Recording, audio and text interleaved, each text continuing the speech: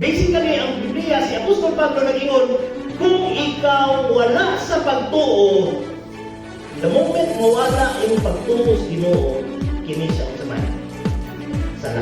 To the point, makauna-una ta, muundang na lang ko sa pag-alagad sa Ginoo, muhulang na lang ko nga akong kinabuhi, mahimo ko maayong mga butang para sa pagtuo na ko sa Ginoo, dili ko maulang sa Ginoo, ingon ko sa Ginoo, niduol ko nimo, bagko na din akong kinabuhi.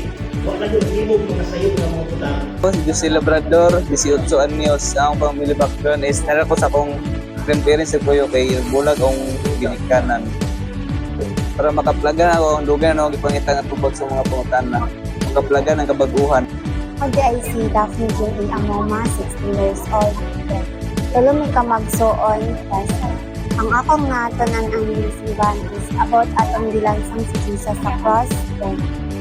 Dagan ko wala ito sa akong kinabuhi kay nagsanin permanente dili na anang magpaan bita like arrogant bita kanang may natasan kita sa imong kaugalingon dito dapat jud na magkuan na painigsanon ka permanente. Enjoy jud kog ayo kay sa mga kuan diri sa kanang itang mga dako-dako na inspired ko sa ila kay ugid sila maulaw bitaw og kuan kanang doon sa mua mga kanang sila ko kaya bang tapos maging kanang naga-share pud sila nga kanang padayon jud og kuan jud kanang sunod sa Ginoo tas ako kala kong salamat sa ila kay medyo nabag-o pud gamay bitaw. Ako rin si Ayan Cesar Noel, 18 years old.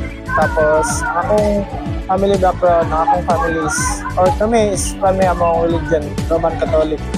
Tapos akong pag-attend rin sa Voice of Youth, akong dili malimtan nga natulog sa Christ ang Ginoo na permanente. Tapos gusto na ko unta nga mapadalin unta na inani kay para maila pa nako ang Ginoo.